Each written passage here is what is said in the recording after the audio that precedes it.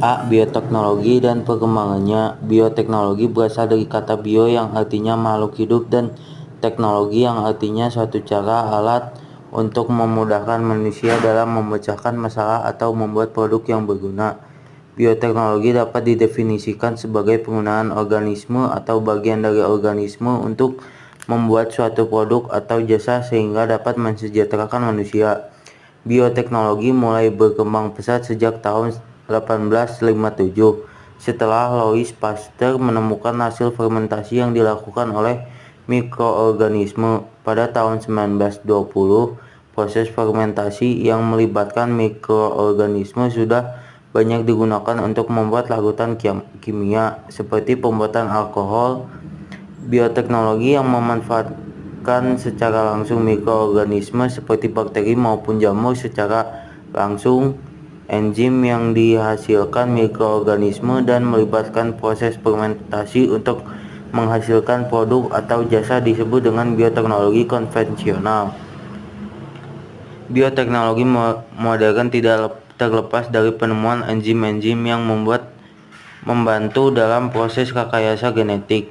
Melalui teknik rekayasa genetika, para ahli bidang teknologi dapat menyusun pola gen sedemikian rupa sehingga menghasilkan organisme yang sifatnya sesuai dengan yang diharapkan. Misalnya, melalui rekayasa genetika dapat dihasilkan ikan yang memiliki ukuran lebih besar dari ukuran ikan normal.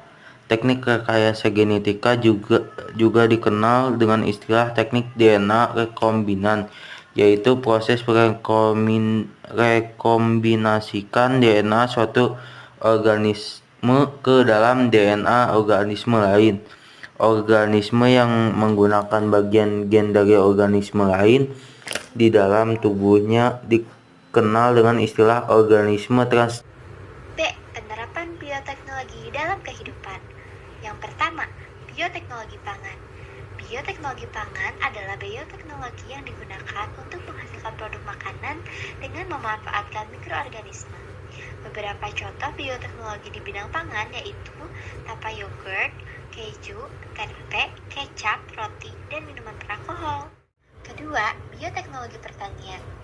Bioteknologi modern dalam pertanian dilakukan dengan menerapkan teknik rekayasa genetika, yaitu dengan melakukan manipulasi susunan gen suatu organisme sehingga dapat dihasilkan organisme yang memiliki sifat baru. Tanaman yang susunan gennya telah dimanipulasi disebut dengan tanaman transgenik. Saat ini telah banyak tanaman transgenik yang sudah dikembangkan, misalnya jagung, padi, kedelai, tomat, dan pepaya. 3. Bioteknologi peternakan, yaitu dengan dikembangkannya hewan transgenetik melalui teknik rekayasa genetika. Ilmuwan menggunakan teknik rekayasa genetika untuk menggunakan berbagai keperluan dalam bidang peternakan, misalnya meningkatkan produk susu. Rekayasa genetika juga dilakukan agar hewan tahan terhadap penyakit. 4. Bioteknologi kesehatan. Bioteknologi kesehatan banyak diaplikasikan dalam bidang kesehatan atau bidang medis, misalnya pembuatan antibiotik, insulin sintetis, vaksin, dan antibodi monoklonal. 5. Bioteknologi lingkungan. Pemanfaatan bakteri untuk mendegradasi atau menguraikan polutan yang mencemari lingkungan. Bioremediasi, penanggulangan pencemaran lingkungan dapat menggunakan tanaman tertentu, misalnya eceng gondok dan bunga matahari. Teknik tersebut disebut fitoremediasi. Yang terakhir, yang keenam, bioteknologi forensik. Forensik merupakan aplikasi teknik-teknik dan metode ilmiah yang digunakan untuk menginvestigasi suatu kejahatan atau tindak kriminal. Teknik investigasi yang lebih akurat yaitu melalui teknik DNA fingerprinting atau sidik DNA. Satu, dampak terhadap lingkungan. Tanaman atau hewan organik memiliki susunan gen yang telah dimodifikasi baik ditambahkan suatu gen atau dilakukan pengurangan suatu gen organisme tersebut. Organisme tersebut ini jika tidak dikelola dengan baik akan dapat mencemari keanekaragaman gen yang ada di lingkungan alami atau merusak plasma nutfah. Plasma nutfah merupakan materi yang membawa sifat suatu makhluk hidup. Proses pencemaran tersebut dikenal dengan polusi gen.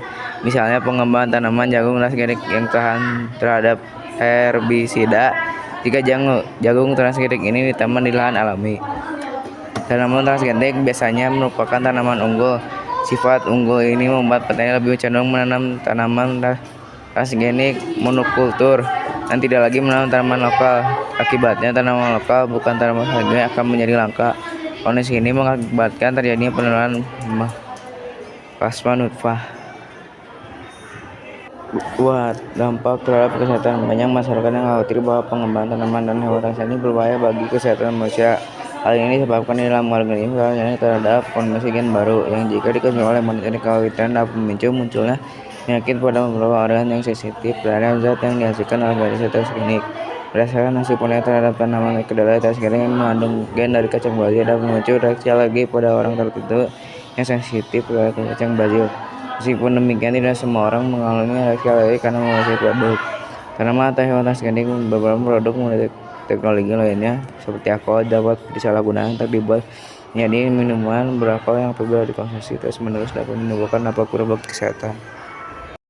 3. Dampak terhadap sosial dan ekonomi. Berbagai produk dari bioteknologi juga berkembang terhadap bidang ekonomi dan sosial.